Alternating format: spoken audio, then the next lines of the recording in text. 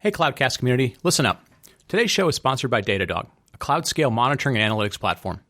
Datadog was built to bring clarity to complex dynamic applications, whether they're in the cloud, on-prem, in containers, or wherever you run your applications.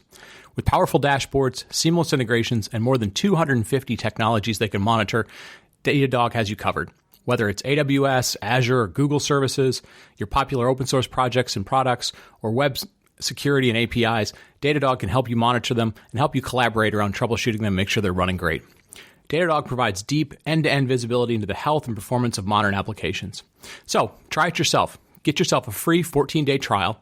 Go to datadoghq.com/cloudcast. That's datadoghq.com/cloudcast to try out your free 14-day trial. And if you try it out, let them know your friends at Cloudcast sent you, and they'll send you a great, wonderful, soft, awesome t-shirt with the Datadog logo on it. I wear mine all the time. So once again, that's datadoghq.com/cloudcast. Thanks for listening, and here comes the show. Cloudcast Media presents from the massive studios in Raleigh, North Carolina. This is the Cloudcast with Aaron Delp and Brian Gracely, bringing you the best of cloud computing from around the world. Good morning, good evening, wherever you are, and welcome to the Cloudcast. It's just Aaron this week for our Cloud News of the Week. Let's get straight to it. So, first of all, I apologize for the audio quality. I'm recording this on a regular headset in a hotel room, so apologies for that. But this is just for this section. Our feature after this will be back to our regular audio quality. But first up, the trend continues for funding and acquisitions this year. On the acquisition side, Dropbox picked up HelloSign for $230 million. If you weren't familiar with HelloSign, they are in the document management space. SaaS companies continue to do really well, and what is appealing to me here is the overall business model. Only $16 million in funding over 10 plus years, 80,000 plus paying customers, and exit at a high valuation. And I believe the models here between Dropbox and HelloSign fit very well. So really want to watch this space and continue to pay attention to that one. Next up, so does everyone remember when every major infrastructure vendor in our industry said they were investing $1 billion in public cloud? And all of them failed, by the way. Second, we have auto parts maker Bosch investing €4 billion to accelerate building out their autonomous car division to keep up with Waymo, Google's car division. Quick aside, I see Waymo cars in Silicon Valley all the time, and it still freaks me out a bit.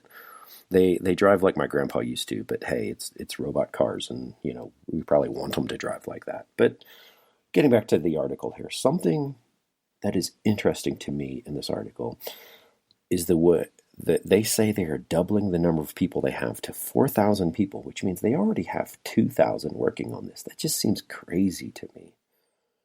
This appears to be another case of a supplier wanting in on higher level action, similar to the way Samsung decided they just don't want to make Android phones. They want to have an entire software ecosystem, Android Pay and then Samsung Pay and et cetera, right? I admit I'm skeptical, but we'll continue to watch this space. And also, I'll close with is $4 billion the new $1 billion when it comes to investments? And for that, link is in the show notes. Third, this week was Cisco Live in Barcelona. A few bits came out of this that's worth talking about. First, Cisco is still pushing application-centric infrastructure, also known as ACI, this time into public cloud. Cisco has announced ACI extensions into AWS and Azure as a data center anywhere solution, a similar approach to what VMware did with NSX recently.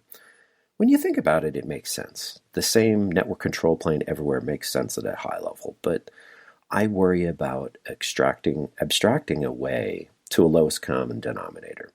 I've seen this approach taken by storage vendors, and at least in that area, it really didn't make sense most of the time because you end up not being able to take advantage of some of the key differentiators of each of the public clouds. So we're going to continue to watch this and hopefully they'll be able to really have some of those hooks in that a lot of us are looking for. There was also some higher, fluffier level announcements, including some things in the HCI space out of Cisco this week. So if any of that is of interest to you, go ahead and click the link in the show notes. Finally, we have an interesting article on VC funding in 2018. I urge everyone to go read this article. It's actually like a 30-ish page report. But here are a few of the highlights. 2018 was a record year for VC funding in the United States. Over $100 billion invested, just a little under $131 billion to be exact. That's a lot of free lunches and dinners and free rides to work in the Valley. But VCs weren't the only ones. PE firms also put in a lot of money into startups this year as well, further adding a lot of equity going in. So because of the state of the markets, you're having a bit of a shift right now. Many companies are staying private longer and raising bigger and bigger rounds, extending the natural life cycle and the time to exit for many startups. The breakdown of this data is just super fascinating, and I encourage everyone to check it out. I admit I spent way too much time on the plane last night digging through all of this data, so definitely check out the link from PitchBook. With that, we'll wrap up Cloud News of the Week. We'd like to thank Liquid Technology for sponsoring Cloud News of the Week. Is your company planning on migrating to the cloud, upgrading infrastructure, or relocating your IT hardware? Liquid Technology CloudLast is a suite of services that helps organizations moving to the cloud. The CloudLast service team will de-rack, pack, and purchase your excess technology hardware. So why not increase your budget by getting money back for your excess IT equipment? Also, Liquid Technology will ensure that your company's data is safe. They provide on or off-site auditable data destruction services. Whether your operations are in Ashburn or Amsterdam, Liquid Technology has expert knowledge in local regulations to deliver a compliant international solution to your company. Liquid Technology is an EPA-recognized dual-certified green recycler. Visit cloudlast.co/cloudcast today and sign up, and you will receive a CloudLast t-shirt, and one lucky winner will receive a $100 Amazon gift card. That's cloudlast.co/cloudcast. And with that, thank you very much, and on to the show. And we're back. This week, we're actually going to do something, our guest might end up chuckling slightly when I say this introduction, but we're going to do something we don't normally do, and that's we're going to talk security for a little bit here today. And in order to do that, we went out and found a really good expert in the industry here and wanted to really just talk about some of the nuances around, cloud security and really just update on the security industry in general. And so with that, Harry Sverdlov, founder and CTO of Edgewise Networks. How are you doing today, Harry? Great. Thanks for having me today, Aaron. Absolutely. So tell everyone a little bit, give us a brief introduction and tell everyone a little bit about your background, because you've been doing this for quite a while. Yeah, I definitely have. Not to call you old, by the way. Not to call you No, old. definitely not. I certainly wouldn't want to date myself. But as you mentioned, I'm the founder and CTO of a company called Edgewise Networks, which I founded with my partner, Peter Smith, 3 years ago or 2.5 years ago. And prior to that, I was Chief Technology Officer for Carbon Black. Prior to that, I was chief scientist for a company called Site Advisor that was acquired by McAfee. And then we could keep going back further, but I've been in information technology for over 3 decades, and I've been in security, specifically information security, for the past 2 decades. So both everything from consumer to enterprise technology and enterprise security, it's certainly been the most dynamic industry and market that I've seen, and it's been a lot of fun. That's fantastic. And to give everyone, I kind of jokingly said that, but it is kind of a running joke between Brian and I at times that there is certain topics we tend to shy away from, and security historically has been one of those topics, and it's really because Brian and I, we don't have the background per se in that we felt like we've been able to have those conversations. So Harry, let's kind of start at the start and cover some base topics first, right? So what are some of the big challenges customers are facing today, specifically in hybrid and public cloud that you're seeing? Sure. Well, one of the, certainly just even at a broad topic, the reason why security has been so interesting and so dynamic is because so much has changed, and the environment, the platform we deal with has changed. If you think about it, we started with personal computers, and then we had corporate computers and physical networks. And now we have, as you're mentioning, these public cloud, and now hybrid cloud, and all of these variations. So the form factor, the world we live in is constantly changing. And as a consequence, the security challenges are constantly changing. And one of the biggest challenges that come with cloud or public cloud, because at the end of the day, a cloud is really just, sort of the joke is a cloud is someone else's computer.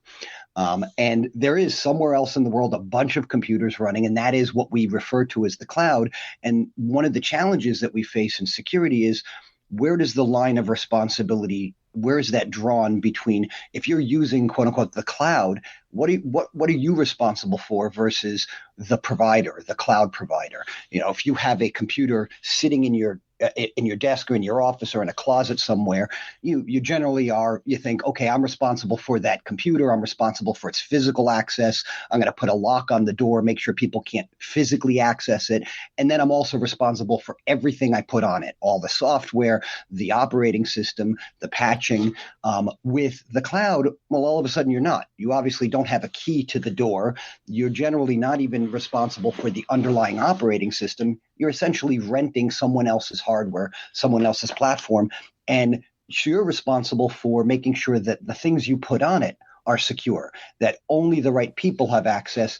And so because that form factor is different, I think a lot of the times we struggle with either not realizing which parts we're responsible for. And one of the biggest misconceptions often I'll see with different size, certainly smaller companies and individuals as well, is when they use the cloud, they think, okay, well, it's someone else's computer, it's someone else's security problem, when in fact, it's still, a lot of it is still your responsibility. You're still responsible for who has access to it. What can they do? What software is running? Can somebody else accidentally get on top of it and start running a crypto mining piece of malware? Or could they use your rented computer to spam other people or to steal data? And understanding where that line is and figuring out, well, what are the challenges? How am I going to secure access? How am I going to secure the data? How am I going to secure the things that are important to me without being responsible for the physical hardware, the bare metal? That's a big challenge, I think, for customers. Yeah, and so you bring up a really interesting point there, and I kind of have, I was thinking through this earlier of my mindset from my early days, if you will, and it's always was that kind of secure the perimeter, but you're trusting what's inside, but you're trying to secure that perimeter. And then at least in my mind, it kind of moved on to, okay, that perimeter could be secured, maybe it can't be secured, so you need to just secure everything. And then there was almost, like you had referred to there, a mindset here of, okay, now we're almost outsourcing the security in a way, because, think of it like, somebody like Amazon or Azure or some of these others, the tools they implement, although it's a tool you can use properly or improperly, but the tools they use are at scale. And so there is a certain amount of protection that could be provided, and a certain amount of confidence that could be provided by something like that. But, am I correct in that, or is this, how is these concepts evolved, and how is the operations of all of this changed? Sure. And I think you're right that it really did start once upon a time with secure the perimeter.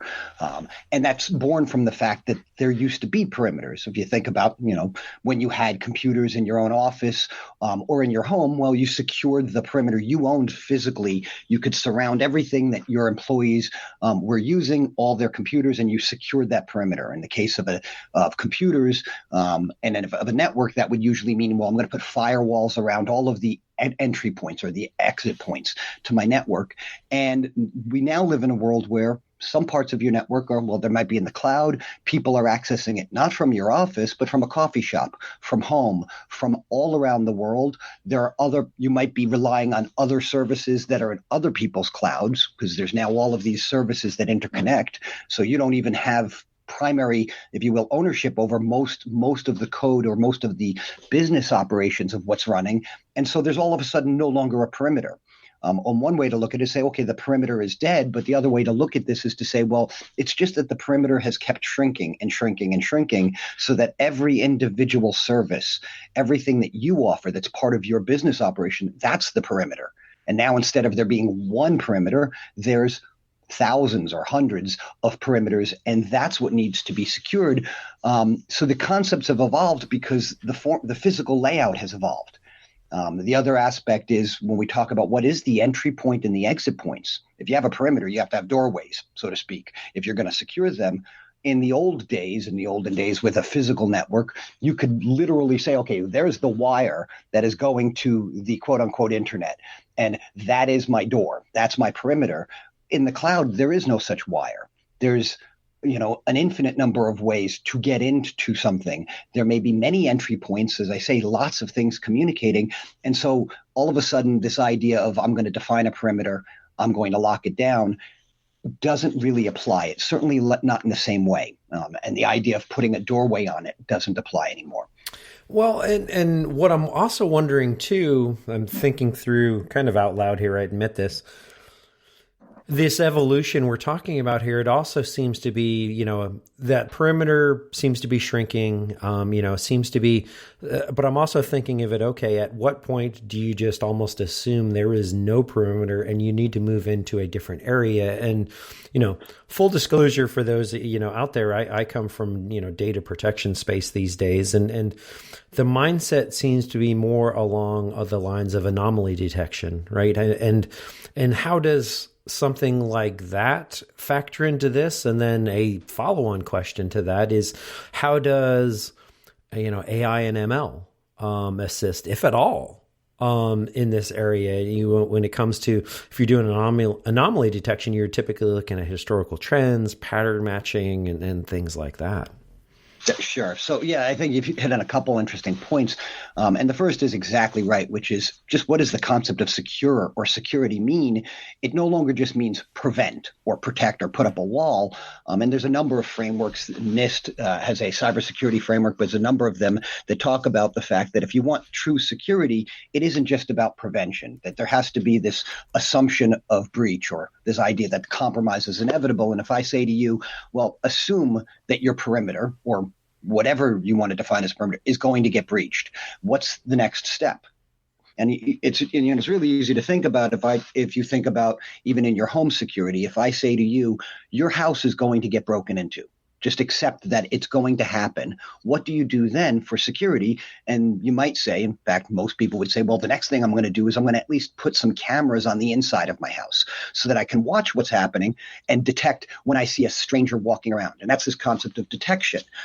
So it's not just, and that's, by the way, where this whole idea of anomaly detection comes from, which is let me record what's happening and look for things that are atypical. Oh, I normally don't see people with masks walking around my house. That's anomalous.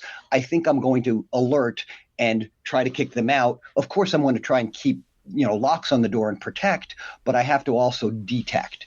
And then the idea is, well, okay, so in the world of computer science and cybersecurity, how do you do that? And one of the sort of interesting things, not only has the form factor changed, but of course technology has changed, and this idea of AI or machine learning. And well, first let me say that there's a little bit of a misnomer or hyperbole around AI. Most quote unquote AI today isn't really AI as in the sense of Skynet or Terminator or some self-aware being. It really is pattern matching, just done at massive scale. With massive numbers of attributes. It's the type of pattern matching that if you tried to do it in Excel with a pivot table, or you tried to do it by hand, it would take an infinite number of people, an infinite number of hours. It's perhaps possible, but just not practical.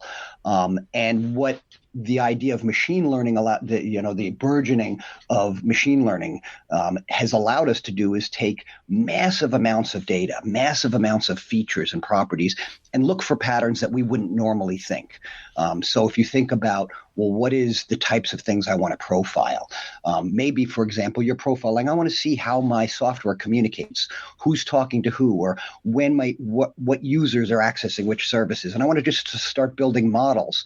You might take into other attributes like time of day, or what country are they coming from, or what other services are happening, or what's the moon phase. And I mentioned that just by example, is the point is you're going to look at everything, and machine learning lets us consider attributes we wouldn't normally consider, and find patterns that, as it turns out, might be really good indicators of something anomalous. And the catch or the key there is AI lets us start tweaking those models because you don't want what's called alert fatigue. You don't want the model going, things are always changing. I think that's one of the other interesting factors about the quote unquote cloud. It's sort of a consequence because we don't run the hardware and because of the way it's designed. Change can happen very easily. The olden days when you wanted to change your software, you had a 12 or 18 month development cycle. You went through lots of QA, lots of testing, lots of waterfall processes, and then you pushed something. So change was very discrete and in very periodic, infrequent intervals. Now change can be happening 10 times a day or continuously. And so how do you build patterns that are able to adapt to change and still detect, hey, you know what? Somebody is running a service on my computer that is different, or that they're using it in a way that is atypical, or they're accessing my database and they're reading 10 gigabytes of data when normally I only read 1 megabyte. And that would be the type of thing that would, of course, be indicative of, hey, maybe a bad actor is in there trying to do something bad. Well, and so Harry, let's pull it back then to your customers and the problems you're helping your customers with today, because we unpacked a lot there. And that was certainly a lot of, kind of foundation to talk about. What are the most top of mind issues that your customers are faced with today, and what are the problems they're trying to solve? And also too, is it on-prem? Is it in cloud? Like, tell us a little bit more about that as well.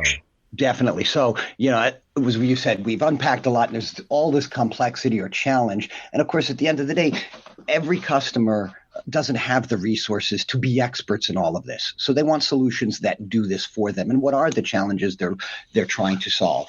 The first, and I think sort of the biggest challenge is something we often talk about is least privilege or segmentation or even micro segmentation, which is, if you think about the way a network, even in the cloud, works, it's all about facilitating communications. You've got all these services, all these things, or all these users, and you want to enable them to be able to access everything because that's how your business works. But that over permissiveness is exactly the environment that malware or malicious actors are taking advantage of. So again, if you go back to sort of the home metaphor, you might have, everybody's over for a holiday weekend. You got 30 relatives in the house. You open all the doors. You don't put locks on anything so they can all get about. But that's exactly the same environment that the bad guys can come in and also move about and do bad things. And so one of the challenges and one of the primary challenges that our customers ask us about is, great, I have this environment that's allowing everything to happen, but it is overly permissive, which is a big risk for me because it's very easy for bad guys to come in and essentially walk about unhindered. So help me understand my environment and understand what actually is happening and simply restrict people to or services to be able to access the things that they need to for my business. I'm not an expert in all of this. I'm not an expert in cybersecurity. I'm not an expert in how to manage the different cloud security groups, but I want you to take care of that, make recommendations to me and and reduce my attack surface is what we often talk about it as. For example, a lot of times what we do is we start with the things that have the most access that are critical to your business. So if you think of just two examples, one is a backup service. So everybody's probably, if you have a critical set of assets, whether you're running privately or in the cloud, and it has to back up all your systems. And it by definition needs access to everything. Sort of imagine a hub and spoke. It's got access to all of your systems, all of your services, all of your containers everywhere, and it backs it up on a regular basis. I want to secure that because I've basically given one system godlike access. Well, that's a problem because if that one system gets compromised, now the attacker has access to everything. Another example is an Active Directory service, which is, that uses my authentication for all my users. Again, it's another one of those services that's critical to the business operation, but it has too much access by definition. How do I make sure that only those services, only the backup service, or only the Active Directory service is the thing that's actually connecting to all of my everything else? And so we see that a lot. We see, as I say, the two primary use cases that we see customers asking us about is first is to just model out my behavior and look for anomalies. even if I'm not doing anything. I just want to understand what's happening, how things communicate. And the second is now take my critical services, because they are, godlike access, secure them, lock them down so that they cannot be abused, they cannot be misused. And again, at the end of the day, this is all about making sure that a bad actor or even an insider does not get unauthorized access to my source code or my customers or my credit card information, and walk right out the door with them. And you mentioned, things like segmentation, segmentation, and like these services and things like that. Tell us a little bit about how, as we move to these more cloud native architectures that are often, it's a loose coupling of a bunch of microservices to kind of equal the old version of the larger application. How does that change play into this approach to the problem? Yeah, it definitely changes. And this is, again, I talked about why I love security, because it's changing so rapidly. In fact, that change is the reason that I founded Edgewise. The way we used to do that, the way we used to secure things talking to other things, was firewalls. And the way firewalls work is they look at addresses. They look at, what's the address of, the source talking to the address and the port and the protocol of the destination, and they make an allow or deny decision. That worked when everything had fixed addresses. And so again, going back to metaphors, it's kind of like today with phone numbers. We don't even know the phone. I don't know about you, but I don't know my kids' phone numbers. They're just a name in my phone, and maybe they're calling from Google Voice, maybe they're calling from Skype, maybe they're calling from their cell phone, from home. Their number is changing all the time. And I want to be able to say, I want to allow calls from my son, but I don't really care about the number. What I care about is that it's my son who's calling. So the number, or if you will, the address has become less important. That problem times 10 is exactly what happens in the cloud. When you have a set of microservices talking to each other, not only since you don't own the network, it's all virtualized, the systems are virtualized, their addresses are changing every day. By definition, in fact, they're constantly getting new addresses because we have this idea of elastic microservices. If you're, for example, running a website or an order entry system and there's high volume, you might spin up 10 more microservices to handle the volume. That's 10 new addresses that didn't exist, 5 minutes earlier. And if it's slow, you might tear them down, and they're constantly going up and down. And so the point is, addresses don't mean anything. So the old way we did things to make these decisions by traditional firewalls doesn't work. The other challenge, of course, is just the form factor itself. A firewall, how did it work? You plugged a network cable into the back of it, and then you plugged it in. Literally, you have a cable that plugs into the back of your firewall. Where's your network cable in the cloud? It's virtualized. There is no cable. And so it's a different form factor, and it's a different set of attributes. The old attributes we used to use just don't work. And the idea behind how the cloud changes that is what we really need to be focusing on is identity. What's the identity of the user? What's the identity of the service, regardless of its address? And is it making a connection to something that it's authorized to make a connection to? So I want my sales order system to talk to my database. I don't care if it's 3 sales order systems, or if my database is replicated 3 times, or there's a failover, or if it's in US West or US East. I just want that connection authorized. But if it's somebody else that's trying to access the database, I don't want that allowed, even if they're at the same exact address. Yeah, that's perfect. And I'll make it admission on the show here for everyone as a quick aside. I have 2 daughters, as a lot of the listeners know. One of them, I know their phone number because it's actually my old phone number that I had for years and years and years, and I actually passed it down to her when I had a new work phone number a couple jobs ago. The other one, yeah, not sure. It has a couple 6s and a 9 and maybe a 5. I'm not sure. Right. So we're kind of running up against our time window here.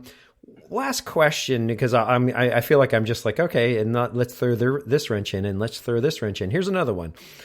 Last question: what implications does multi-cloud have on top of all of this, on top of everything else we talked about? So first, of course, everything we just said about addresses and numbers meaning nothing mean even less when you go to multi-cloud. But it also has implications because each of the different cloud providers, Amazon, Google, Microsoft, they have a different, as you'd mentioned earlier, each one offers a different set of, they don't offer security by default, they offer security options, different customizations, security groups, and ACLs, and different types of things, but they're very different.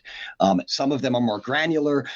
They're accessed in different ways. And so if you want the same level of security, whatever it is, I want security by identity, or I want certain types of authorization or least privilege, whatever it is, actually being able to replicate that across, you don't want to have to redo that whole process when you move from Amazon to Azure or to GCP. You want to be able to apply the same security everywhere. And so it represents a challenge. It means if you use the native controls they provide, well, that's great if you become an expert in whatever native controls they provide. But now you have to become an expert completely different and retrain yourself if you want to become multi-cloud and you want the same level of security. Or you need to apply security at a different layer, at a layer that's sort of cloud agnostic, which of course is easier said than done, but it does exist. And that's part of those challenges. If you want to be multi-cloud, is how do you're doing it for an operational benefit, to be available everywhere, or to have some failover, or whatever it is you're trying to achieve. But the security, you don't want that to become a magnitude, a force multiplier in terms of complexity. You want that to just be, okay, I want it to be done everywhere the same way. That's great. Thank you very much for that. That was super helpful. Now, we are, as I mentioned, about out of time. Harry, where can everyone follow you, find out more about what you have going on and what Edgewise has going on as well? No problem. So Edgewise, of course, you can find out anything about us, our solutions, and our blog, and our white papers on edgewise.net, www.edgewise.net. You can follow me on Twitter at The Secure Word, THE Secure Word. And I'm available, of course. I'm Harry at edgewise.net. I love security. I've been doing it long enough that I'm happy to answer questions that are either product-centric or just security in general. Fantastic. Harry, once again, thank you very much for your time. And on behalf of Brian, who wasn't able to make it this week, thank you everyone for listening, and we'll talk to you next week. Thank you for listening to The Cloudcast. Please visit thecloudcast.net to find more shows, show notes, videos, and everything social media.